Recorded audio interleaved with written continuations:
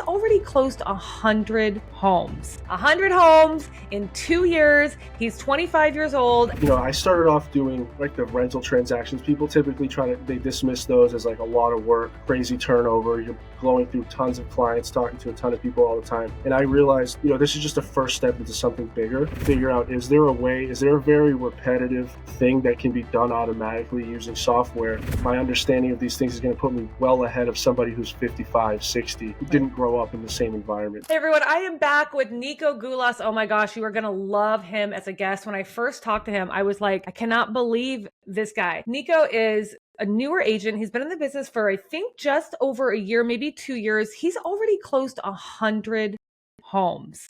100 homes in 2 years. He's 25 years old. Anyway, you're going to learn a lot. So if you are newer in the industry, or even if you're not new and you just want some really good energy, listen to today's call because you are going to learn a crap ton from this guy. So let's get started. Thank you, Ray. Yeah. Niko, so, I did the intro, but, am I right? Has it been 2 years in the business? I've been practicing for 2 years. I've had my license for 3, but I hung it at my father's brokerage for the first year just to get the time. Yeah. So with 2 years in the business, I am a broker, although Mass state law requires 3, but me hanging my license allowed me to kind of speed that process up. So I am a broker, 3 years technically, 2 years practicing. So cool. I love that. And like me, you actually had a parent in the industry. And I know we talked about that when we first met, but talk to me a little about like, how did his success in the industry drive you to move in to this space? Of course. Yeah. So I grew up, my father's been a broker in central Massachusetts now for about 25 years. And, before the meltdown of 2008, he was doing very, very good work. I believe he was one of the top agents. I think he was one of the top agents in all of central Massachusetts. So I grew up watching my father, run around. He'd always come home late. I never really, real estate's kind of an intangible job. So he'd always be like, I need to go work. And then I'd go see him at work and he'd be sitting in a chair at an open house. I'm like, this isn't work, what's going on? So I grew up seeing all this. And as I got older, I went to college I was going to go work on Wall Street. I was going to do finance, but then I realized I just like chit-chatting too much. So I just took inspiration from my father. I said, if my father can do this, as a very arrogant, teenager, early 20-year-old, my father can do this. I absolutely can do this. And I kind of just fell into this. I realized that, sitting behind a computer screen doing Excel all day wasn't my forte. So I ended up deciding to take right after my father, and with his guidance and his direction over the last few years, it's been pretty good. I've been pretty successful, and I've managed to make a little living for myself in Boston, being one of the most expensive cities. So, hopefully I'm nothing compared to him, but 3 years out of 25, hopefully come my 25th year, I'll be able to tell a good story as well. So that's how I lift my father as my inspiration here. I love that. He's probably going to be like my mom. My mom constantly tells me that I got into the industry, and I got into it later, right? It took me 20 years of my mom already being in the industry until I was like, okay, let's finally get in. But she constantly tells me that she had an idea or a vision for how great I would be in this industry, but never anticipated the path I would take. And I bet your father's probably very proud of you. Well, I appreciate it. I think so too. I talk to him quite often, and I come to him with stories now of closings not going right, or some other agent, an attorney referring my client to another agent for whatever reason. And he's like, "Wow, you sound like me already." I'm like, yeah, hey, it happens. So, similar stories. And I hope he's proud. I think he is. And we just keep pushing along. And hopefully I can, the goal is to be a little bit more successful, but he sets a high bar. So, yeah, love that. We always want to make our parents proud. So. Exactly. At least I do, I should say. I shouldn't say everyone does. I do. But, one thing you said when we first talked was like, so you went to college to be on Wall Street and you took an internship, and you were at the internship for like 3 hours. So it only took you 3 hours to decide this is not what I want to do. Yeah, I worked a job. I was doing financial analysis for private firms at a tax company. And the boss came over and he said, do this task. This is part of your training. And I did the task, and I said, okay, that's, this is good. So what's next? He goes, well, that's your job. And at that moment, again, this was 3 hours into a 3-month internship, and I realized I might have made a huge critical life blunder here. I might have misdirected myself wildly, because I dislike this entirely. So I spent that whole summer kind of just going through the motion and really solidifying the fact that I need to find something else. And, thank God, finance degree I have kind of runs in tandem with real estate. So now I can talk more about the, say, like financing, and you have a good understanding of interest rates, all of this other stuff that, otherwise, say I wanted to become a doctor, and then, years later, finally got to a hospital and realized, I hate this. At least there was some correlation from what I did. But yeah, it took me all of 3 hours to realize I need a person-facing job. And within that 3 hours, my life kind of fell apart. But I kind of stumbled into real estate, and I think I found my home. It combines a little bit of everything I like. And I guess I could have just looked at my father and been like, "Yeah, I figured I was just going to be doing what you do anyways." I watched him grow up, and he lived a pretty good life, and he had lucky enough to go on vacation. I thought that was normal. I think I was explaining this to you earlier. I thought, my father's from Greece, so we'd go back for weeks on end, and I'd come back to school, and people were like, "You went to Greece for a few weeks? What's your father do?" I'm like, "Real estate." I don't know. Doesn't everybody's father do this? You know what I mean? So very, very lucky in that regard. And I realized if I want a life any bit like him, I'm probably gonna have to do what he does. So it's exactly where I'm at. Yeah, yeah.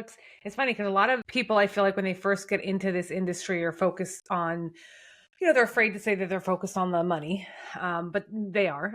But I think one thing that I've heard from you is more you're focused on the empire that you want to build. You actually said that, like you have this big vision for where you think the real estate path is going to take you. I teach agents that work with me, I teach them all the time about the importance of a very clear vision, because if you don't have that, you have nothing. So talk to me more about that vision. I want to hear more. Of course. So I know, I started off doing, so like the bottom, like the rental transactions, people typically they dismiss those as like a lot of work, crazy turnover. You're going through tons of clients, talking to a ton of people all the time. And I realized, this is just a first step into something bigger. So from rentals to sales to commercial. But I think, that's a typical pipeline of real estate. People like commercials most respected, residential, then rentals in top down. But I just come to realize that no matter what I'm doing, if I'm talking to people in the industry, it'll ultimately get me to a goal of what I want is just, people say real estate. And when people think real estate, they think owning stuff. They think people like in downtown Boston, for example, there's one company building a new building. They think that's real estate. And that doesn't happen overnight. So I feel I've used brokerage specifically as a way to just kind of keep trudging through my life path of ultimately wanting to be on the giving end of my business that I do now. If I could be building buildings 10 years from now and giving agents the ability to sell them, I just look at it as I need to get, go through the rings of these ladders to be looking from the inside out. Yeah. So brokerage has just put me in front of a ton of great people. The network I already have in the city of Boston is fantastic. I have a very big database of people with tons of money. So I figure if I just keep pushing and keep going through with this, I can eventually get to my end goal, which would be building stuff for myself. But ultimately, I think I was explaining to you on our first call as well. The stock market's great, but it's very immaterial. You just pull your phone up and you see a number on a screen. But when it comes to real estate, you can go watch the building you're investing in, go from the ground up. And you can see the impact you have on people when you walk through the property when it's fully rented, and you can see your tenants, and your tenants are like, "Oh, we love this place." Or even if they do have problems, you're there to fix these very material issues. And I feel like real estate is a very unique career path in which you can physically touch, push, and you see what you've done. So that's why I've used brokerage. And again, it's a very long, iterative process, but I'm using brokerage as the first step into hopefully a career in real estate of all aspects, whether, residential, commercial, development, anything like that. So that's kind of, again, another reason I got into doing this. Yeah, I really like the visual that I got just now when you were talking about, I tell people all the time, money's not really tangible. Literally, money is just this. It's just right here. It's on your phone. You click a button and it tells you how much you have, but it's not like a tangible thing. And so I really like the visual that you gave of real estate investing or development. It is tangible. You can drive by it. You can actually see your account building, but you don't necessarily see that with just money in a bank or on stocks. That's cool. I like that. Exactly. And there's one very interesting thing. A buddy of mine, he does development right in the city over from Boston. It's like Brookline. It interjects Boston at some point. And he's from Iran. And his grandmother also grew up in Iran. And they have this old saying, it's in Farsi, I don't know, but it roughly translates to, when you fall down, what do you push off of? His grandmother would always ask him this, because he'd be like, well, I want to go invest all this money in the stock market. And she asked him, looked him dead in the face and said, when you fall down, what do you push off? You push off of the ground. So, with real estate, there's always something to fall back on. There's no more land is going to be created, right? In the real estate, in the very literal sense, is just the land and, the improvements on top of it. But the stock market could go leeward, this, that, the anything. And no matter what financial system there is, land is always valuable. The space people occupy is always valuable. So it's very nice to see, you're working in a space that will always retain value as long as humanity exists, because people need this the space to live. So I think it was just really interesting when she said that. She said, you just push off of the ground. You're not grabbing your phone for help. You're physically pushing off of the ground. So the tangibility aspect of it seems very. Yeah, I mean, it makes a lot of sense. It makes so Yeah. much sense, right? The opposite to that is like you can also see it going down in value too. Yeah, So, yeah, yeah. Of course. But as long as the land, like I said, there's no Earth yeah, 2.0 will not be built, right? The land we have is finite, so there is inherent value. The building might burn down, but the right, land it sits on still does maintain value. And I just made me right. think, at least your building might burn down, but your investment account might go negative if you do something wrong. You'll never owe more than Yeah, the land is what it's worth, right? So I think it's just right. it's a slow, safer bet. In the same vein, it's safer. It's slow, but it is safer. So I think it's a good industry to play in. I like to think. Right. Right. So true. Kind of shift a little bit. So the average real estate agent is 55 and you're 25. I'm not sitting here about age, but and there's a lot of people who are young in the industry and like there's a lot of imposter syndrome. There's a lot of other things like, that I imagine probably goes through your head or has gone through your head at some point. So tell me a little bit, do you ever have imposter syndrome when you walk into a room full of people who are 30 years older and have 30 years more experience? Do you ever have imposter syndrome?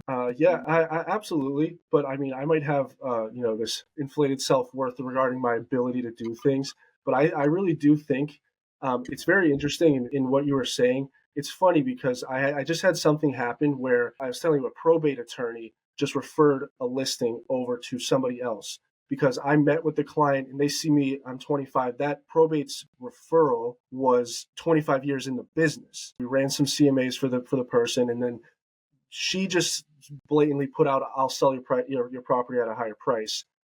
The client went with her as a listing agent. Then I looked at her logic to all of this, and the work I had done was objectively better. I gave her more comps. I wrote up a better thing. She was using a place that had a basement, whereas this one didn't, an attic, whereas this one didn't. And I sit there and think to myself, this is where I'm at a disadvantage. People, no matter the work I do, people always look to someone more experienced. But I feel that at the end of the day, it really doesn't matter because if I can keep just pushing and pushing and pushing, it will look impressive because something will fall. It's just a matter of time. If you keep working, something will happen. You'll start selling. You'll get this reputation. And I think people will look at you differently as a young, successful agent.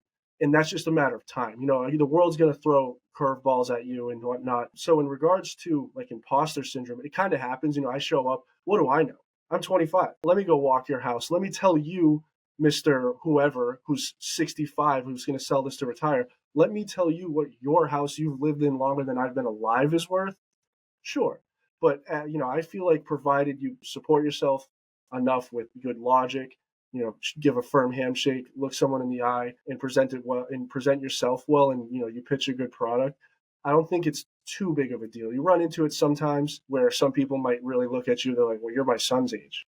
What do you know? Okay. There's a million other people out here. Transactions are happening all the time. So I don't really take it personally. And that's something I've had to learn way quicker than I think most 25-year-olds now. Like I really don't get too upset when things go the wrong way, especially this. And I think my favorite saying these days is, don't count your eggs before they hatch because, your happiness, if you leave it on some transaction that might happen, 3 months from now, you'll get robbed. But regarding to imposter syndrome, it's definitely there, but I just kind of fight through it because I know, you keep pushing, especially in this industry. It's just a matter of pushing and pushing and trying, and something will happen.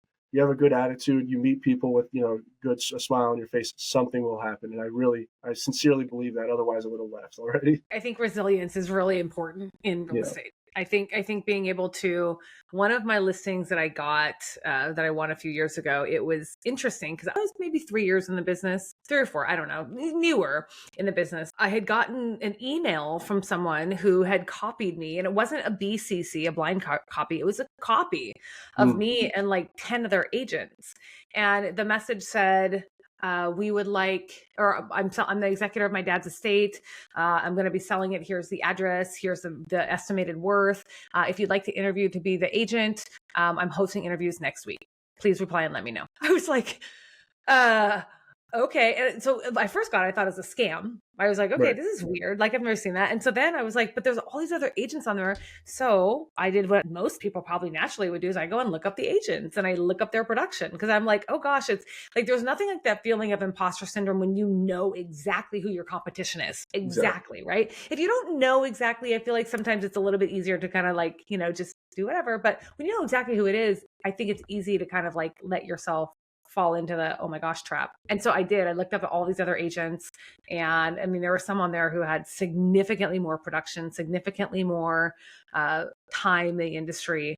But to your point, I went in and did what I do. I did what I do, and I actually developed an entire system around it because I got that listing with less than 20 minutes in person. And I was like, dude, if I can do this one time, I can do this every time. So now I teach people how to get listings in 20 minutes or less, which is great. It was awesome. So, like, to your point, it's just a matter of like, you got to do what you do. You find the thing that you do the best and you just go do that. So, what do you think that thing that you do the best is? So I've thought of this a lot and retroactive looking at like why did I just lose this listing? This happened last week, so it's fresh in my mind. But Mhm, I think my benefit here is I am college educated. I mhm, graduated, college. I was going to go work on Wall Street, which is very, very technical work. And I feel I'll run into a bunch of, other agents who I know. And again, whether this be like, gross confidence in myself or, physical facts, I'll look at other people's listings. No offense to them, but I'll be like, there's no way you put this on the MLS. There's no way you just were so lazy about this. So I think my benefit here, and it's a matter of, the first step is getting the listing and then proving. So I guess I'm a little bit set behind here just because the hardest part is selling yourself to the client. That's the one thing I'm learning what to do as I go through this. I think my strong suit is the whole analysis. Like this CMA I wrote, unfortunately took me 3 hours, was a good 14 pages, had mathematical, rationale to why it should be priced like this. I was giving him percentages given based on the town's value, crazy stuff for the land, very thorough CMA. So I think my value comes in the sense where I have a technical knowledge that I don't think a lot of agents do, especially in Massachusetts, because you only need a GED. And with that being said, I have like an ability to, say work mathematics that other people don't, or have a good understanding of the internet and advertising through what I was doing in college myself and some projects I had done. But again, that's secondary to getting the listing. But I think once I mastered doing that, the part that some people might deem hard, which is like the analysis of a place, I think I'm more than set on that. Because, for instance, in the last listing appointment I went to, I'm about 85% sure the owner sent the CMA I did him to his probate attorney, who sent the CMA to the other agent, and all she did was slap $20,000 on top of the price I said, just to mhm. please the guy. Oddly enough, that's the second time that's happened in this year where I've done a little bit too much work, gave someone a very nice CMA, and to the dollar had somebody just outbid me. Just tell somebody not what it's worth. I told him I could Yeah. list your property for $1 billion. It's not what it's worth. And to the dollar, this was the second time it happened where somebody took the CMA I did, gave it to another more experienced agent who probably doesn't have the ability or the wherewithal to crunch numbers in the sense that I did, or because I was putting Excel sheets in there, I was doing very like regression analysis on everything. Yeah, took the CMA I did, gave it to someone else, slapping $20,000 on top of it, and they get the listing. So you live and learn. So I'm not to say I'm going to be doing less work for people, but just be a little bit more careful in which information I give, a good understanding of if I have sold myself to the people first. When you're saying that, it kind of brought up another question that's kind of related. I mean, obviously, the whole thing's related, but I want to know, like, you have a little bit of a fire, like you got a fire in you, and I can see it, I can hear it, right? So I want to know, where's your first handful of deals come from? Because you closed 100. Some have been rentals, some have been sales, but 100 closings in less than 2 years. Like, there's a lot of people who haven't even sold 100 closings or haven't closed 100 homes in 8, 10 years, right? So you are well above a lot of, not above, I don't want to compare, I don't like to compare people, but you're well above the average. Okay. Where do they come from? Like, like, people want to know, people are going to listen to this, like, how did he get 100 homes in 2 years? Like, where do they come from? What do you do to find your business? Yeah, so a lot of it was just like brute force calling people. And with the job I'm taking on now, again, just switching over, It's just going to be brute force calling people, being good on the phones. I guess I'm kind of like oddly exposing myself here. It's very interesting. So at the company I worked at, there was a system, and this is why I get grossly confident in myself.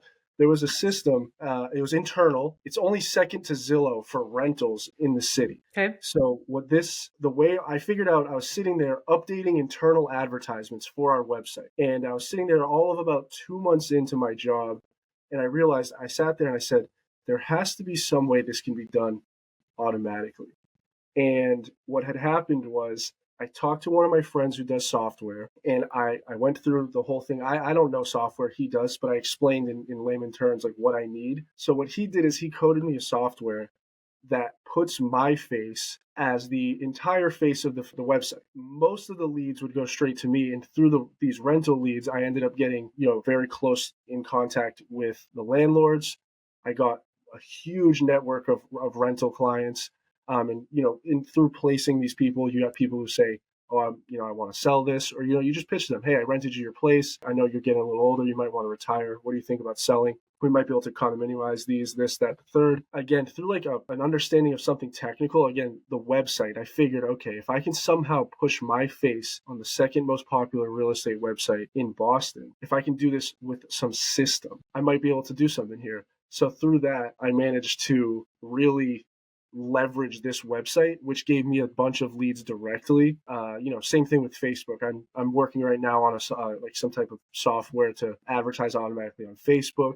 And again, I think I was telling this to you earlier. I don't know what I don't know. So I'm going to jump into this next place and figure out, is there a very repetitive thing that can be done automatically using software? If I can manage something like that, I might be able to, push the boundaries of what's possible. And to the point of, again, what you were saying, do I ever feel like I'm left out? When I'm dealing with other agents who can't open their emails, I feel like I'm at a giant advantage of an understanding of how like the internet works. Because as much as I would not like to believe it, everything's moving online.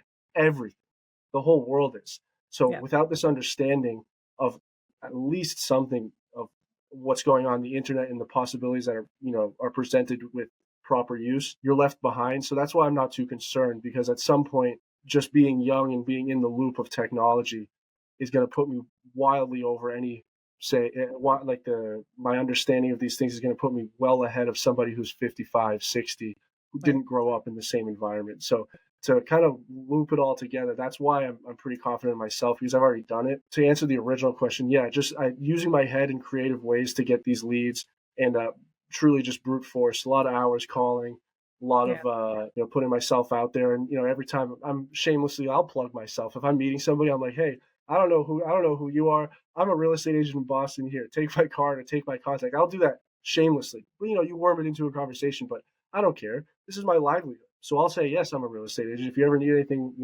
please let me know. So through a combination of just that, I'll really try to put myself out there. Yeah, I love that. I love it. So you said a few things that I think are super important. And I'm just like, is just doing it, just doing the work, right? And just working. Like, I think a lot of times I've seen people come into the business and they kind of want a level of success, but they're not willing to work for that level of success. Like right now, you're doing a bunch of calls, you're doing a bunch of this stuff that a lot of people don't want to do.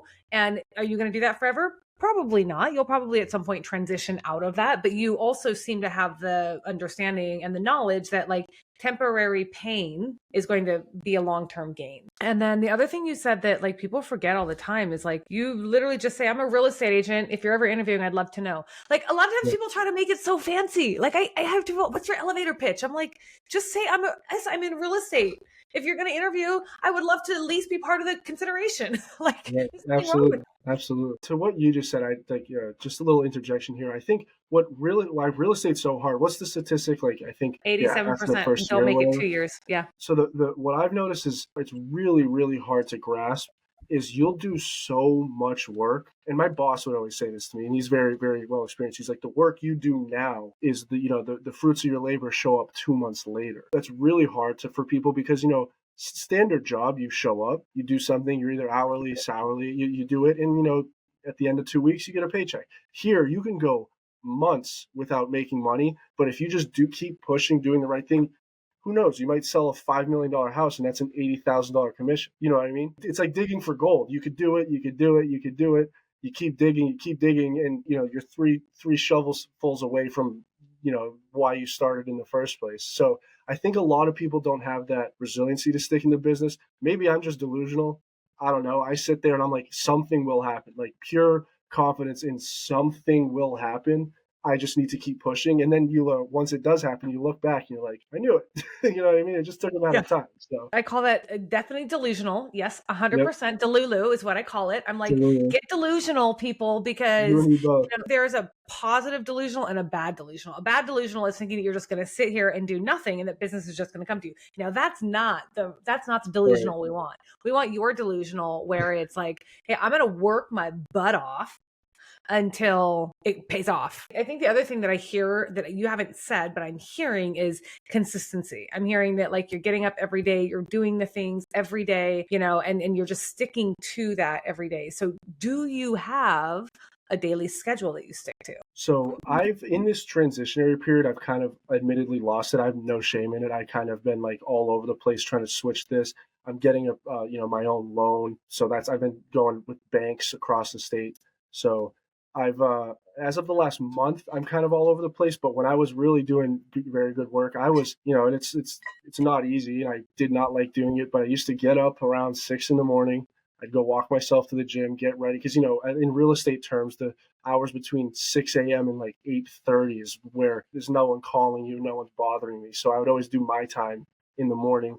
And then I would be at work from about 9 to like 7:30 most days. And I would always start my day with just reaching out to people, the follow up, whether it be like, hey, how's this lease signing going? Hey, how's this paperwork? Hey, I need these pay stubs, this, that, and the third. I'd start with that. And then I would try to do some outbound stuff. I don't know if you're looking for a better answer. I was never super rigid. It was more just like, get this done, move to the next thing. Get Right. this done, move to the next thing. So I'd kind of try to chunk this. And again, I find that in real estate, it's very, very difficult to do that because you might get a phone call that absolutely just derails your whole day. Someone's like, hey, I want you to meet me here today, right now. This could be a $3 million listing. Irrespective of that, I really would try to kind of keep a general schedule. And, towards the afternoons and on the weekends is when I would do most of my like field work. So I would try to get people like after work, which again, unfortunate, 5 o'clock comes around and everyone else is now, you're taking care of them at 5, whereas, you just want to go home too. But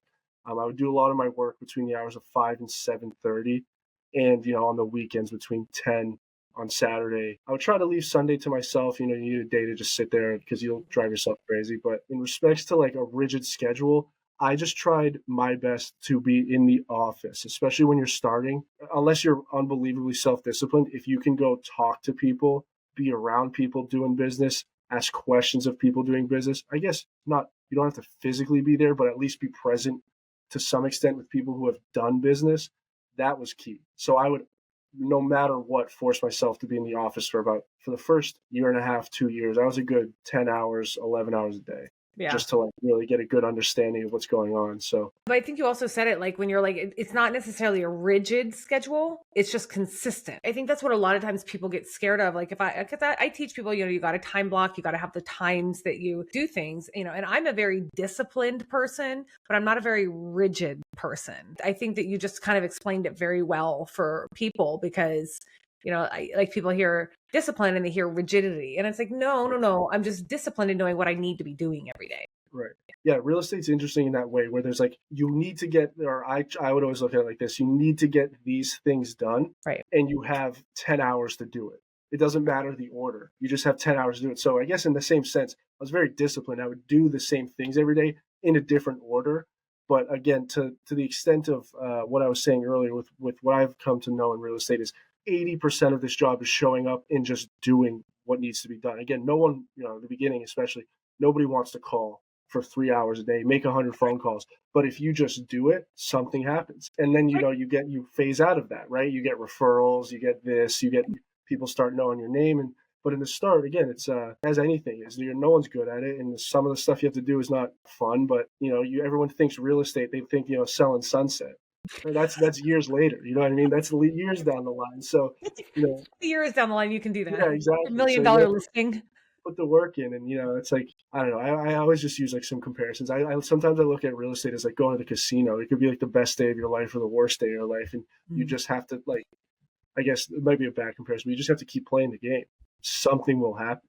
Something happens. So Yeah. I always just say, just show up. I would tell all the new agents that would work at my company, you just need to come to the office and just go through the motions and try. Because even if you're just going through the motions, you'll see, oh, that kind of worked. And then your brain kind of follows these pathways, and you end up doing half decent. So yeah, I love that. What's next for you? What's 2026 have in store for Niko? I've done a lot of soul searching recently, but I think I'm still going to stick in brokerage. I'm finally going to get I have an investment property of my own, but I'm finally going to branch out to a second one with a business partner of mine. So taking on a lot of debt, more responsibility. I say more money, more problems. That's what I'm about to do. But realistically, I need to set some goals out there for the universe or the higher powers that be to look down upon and kind of keep me grounded in. I'm trying to really start, selling. I'm trying to break into a market right up the road here is Brookline. And I mentioned Brookline, and I know you're not from the area here, but that's where Tom Brady used to live, for example. Oh, right? He lived okay. in Brookline. So some of these houses, I think the average home price is $3 million, something like that. Again, so it's going to be a very uphill battle because all the agents, like we were just discussing earlier, all the agents I'm competing with are Brookline residents from, born 1965, went to high school here, the whole 9 yards. But I'm just hopeful that, I can prove my value here and start breaking into a market of specifically selling like higher end homes. My father was, pushing a lot of homes in central Massachusetts, just about an hour west of here. He just worked on volume. He was doing crazy amount of transactions. I hope that I can kind of focus more of my technical abilities and people skills towards less transactions, but higher home prices. So that's kind of the goal. Love it. Something might come, something might break in the interim here. And, I like to think as long as I'm trying and keep a good attitude and just I'm open to opportunity, something will. Now I've made this point like 25 times, but something will happen if you just keep your eyes open for opportunity, put your best foot forward, and try your hardest. I do believe real estate, if you can hold those three values, you'll be completely fine. Yeah, super smart. I love the way you're thinking. Like I say, there's 3 ways to make more money in real estate. You can sell more homes, you can increase your price point, or you can increase your value so you can ask for more from each of your clients. So like you get to choose. I mean, you could do all 3 too if you wanted to. Might as well just do all 3. I, like you, am on the side of work less. Let me grind less and serve more, right? Grind less, serve more, because then compensation, you're compensated. The law of compensation says that the more value you give, the more compensation you'll receive. Maybe we're both delusional, but I think it's worked so far. I am 100% delusional. Yes. My husband. My husband tells me, he's like, okay, are you sure you want to do that? I'm like, yes, I do. One kind of final question I wanted to ask you is, let's pretend you're 18 again, go back a few years in time, go back to when you're 18, you're headed towards a Wall Street job. What would you give now that you had a little bit of experience, a little bit of wisdom, right? What advice would you give to that 18-year-old you about purpose and vision? When people ask me what advice I would give to someone, I'm like, there's a lot. What do I want to say here? Yeah.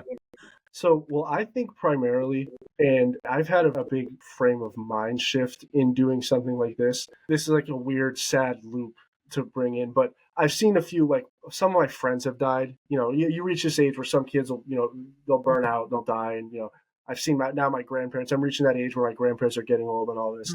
And I think that I was so delusionally money driven at 18 where I was like, there's a saying on Wall Street where it's like, remember I joke with my father rather, I'd be like, oh yeah, I'm going to go work on Wall Street. I'm going to rob the world blind. Like that's kind of like, the whole percent, eat the rich, march on Wall Street was like, these people they obviously hold value. They're getting paid. Like you said, the law of compensation, there is value there, but I look at it as so immaterial. I was like really, really driven on that. And I think regarding purpose and vision, at least for the sake of purpose, I would like to just tell myself, hey, do something that has people in it. Because at the end of the day, I don't know how it took me like 23 years to realize this, but I remember I was sitting there once and I said, the only reason that anything of value, of monetary value is cool or desirable or this, that, and the third is because you can either, in a wrong sense, you show it off to people or you share it with people. What's $1 million car if you were the only one on earth? So the thing is, it can't be the car. It was never the car. It was about the people you would share the car with or the reception of other people of that thing. And I was always like, I'm going to get a nice car, a nice watch, this really nice house. And then I just came to realize that, this desire to have all these nice things has to kind of line up with serving people and doing well by people. And I think that really kind of pigeonholed me into a job like doing real estate, because it's not like an office job where you're not just doing the same task over and over and over and over. You're out there and you're helping people buy their first home, their biggest investment, and they really do remember. And if you do a good job, I know it's only real estate. It's not, we're not cutting people open and ripping their hearts apart and fixing them. But it is a very great way to just in connection with people and do well by people. So if I had to look back and tell my 18-year-old self, I'd say, hey, smarten up. It's not really the money. You can make a lot of money, but if you're stepping on people to do it, robbing people, like in the sense of robbing people blind on Wall Street, it's not worth it. At the end of the year, I'm going to look back, God willing, I'm 100 years old, and I'm going to look back at my life and I'm going to, did I make the money in a way that I'm proud of? Did I make the money in a way that helped other people? And if I can say yes to that, that's a life well lived. And it took, again, some people dying to realize it's like, okay, if I soullessly search for the pursuit of money and don't get in contact with people to whatever extent the relationship I want, I'm going to look back and regret it. So if I had to do purpose, it would be just connect with people more.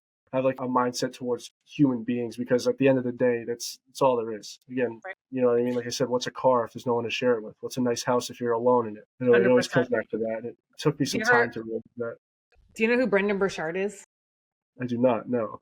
You should follow him. He's great. But he writes this book called High Performance Habits. I had to look because I want to see if I still have it on my shelf, because I do. I've read it twice. And he says in there, like, kind of like it reminded me when you said, at the end of my life, I want to look back and ask myself a question. And he says, did I live? Did I love? Did I matter? Did I live? Did I love? Did I matter? And so, like you, I have that. I had my business was so built around, at the very beginning, was so built around top 1%, top 1%, top 1%. And then when I finally hit that, I realized how empty I was. How empty it was inside. And when I rebuilt my business with purpose and with intention and focused on building it around the people that I want to serve, it's amazing what happened and how my business has evolved. It sounds so cliche too. People like you see it's like, oh, you got to be nice to people. You're think about when your parents are younger. It's like, you got to be nice. What goes around comes around. But as I've lived now, it truly is. I've been, just as a very small example of something. I was showing a client an apartment, and he's a college kid, and I said, I just felt like it. I was like, hey, do you want to ride back to your apartment? He's like, dude, it's 30 minutes away. It was not with traffic. It was 2 miles, but that's Boston. It's 30 minutes, 2 miles. And I'm like, dude, it doesn't matter. I'll take you in the car. So we start chit chatting. And, I didn't do it for any ulterior motive. I was like, oh, I'm going to help somebody out, whatever comes, I wasn't thinking what's going to come of it. But in just me doing something, me helping that one person, he gave me 4 referrals, which gave me $10,000 to my pocket. So I was like, again, I looked back and I was like, I didn't do it for any specific reason, but it really is. If you treat people right, the universe gives it back. I didn't think that way. I was just doing it to be nice. And I was like, oh, this kid took the time to come out and trust me enough to come here. I was like, yeah, of course I'll drive you back. And we had a great time. He was 2 years younger than me. So we were just chit-chatting and, we're, all the basic stuff. But then, 3 months later, I was like, no way. That one little, good deed made me $10,000. That's nuts. Right. So isn't that crazy? It's just like, you're right. It does sound cliche, because it's like, wasn't it Jim Rohn who said, find something you love and you'll never work a day in your life? Yep. Like, it sounds so just kind of like woo woo, but it's like once it actually happens and you start to see it come to fruition, just like you did and just like I have, it's like, I kind of wish I would have figured that out a long time ago. It's like, it's the ability to look back and be like, wow. Because everyone says everybody wants help when things are bad, but when things are good, when you're making the money, you never think, oh, where's this coming from? And right. I thought back and I was like, there's no way that this all stemmed off of that one interaction. And again, there's no ulterior motive to it. Even if he didn't rent the apartment, I would have still been like, hey, buddy, I'll take you home, whatever. Give me a break in my day. I just like chit-chatting with people. And when all that happened, it kind of like put everything into reference, because this is a very, all said and done, insignificant, God willing, insignificant amount of money, $10,000 over 3 months or whatever. I was thinking, if this happens at this level, imagine what happens when you sell, Mr. Smith of Brookline's, 30 years, his $4 million house. And he's like, this kid was fantastic. Right. It's All it takes is one. Yeah. It Or takes $60,000 commission. Okay, I'll take it. So cool. Really cool. an emphasis on people, just to bring it all the way back. It's all that matters at the end of the day. Yeah, I love it. Okay, well, like you're in Massachusetts. How can my audience help you? We send this out to my database. We put it all on social. It's on YouTube. You never know how long it's going to last. So, someone's listening right now. How can they help you? Put good energy out in the universe. For one, please help me. Like I said, it's real estate. Again, moving from what I'm doing to what I'm going to be doing. I was just talking to some people at my office. I was like, it's like I'm starting all over again. You know what I mean? It's like, but I have some knowledge now. Whoever wants to, just link with me on LinkedIn. I have a Facebook. Spread the good word about what I'm doing, and I guess really just wish me well. And if anybody is going to move into Massachusetts whatsoever, not just Boston, I would be glad to help. And I hope I put a good face on for everybody, and just a genuine, like I said, just genuine goodwill. I think at my stance right now, I'm going to have to do a lot of figuring out of my own. But again, if anybody needs a realtor or a real estate agent, a broker rather, in Massachusetts, I'm always there. And, I hope to maybe meet some of these people in real life. Because like I said, I'm not fronting. I really am. This is how I operate. And it's ended me in good spots like this. Never thought I would be doing a real estate podcast, but you put good in, you get good out. So here we are. Yeah. Awesome, Niko. Thank you so much. You have been an awesome guest. Anyone, if you have questions for Niko, send him a message. Instagram, Facebook, LinkedIn. I have, I'm big on LinkedIn. I have a pretty sizable people there, just having been in the city so long. You can look me up on Facebook on my name.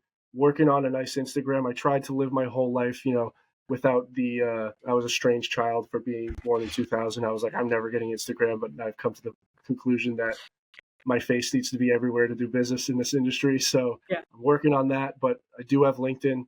I do have Facebook. Shoot me a message if something comes up. And especially if anybody you know is moving to the city, very easy. And if anyone's coming into Massachusetts, I'd be more than happy to help anybody looking for anything real estate related. Love it. All right, everyone. Thank you so much. I hope you got some value today. I know I certainly did. And stay tuned, and we'll see you on the next episode. Of course. Thank you for having me.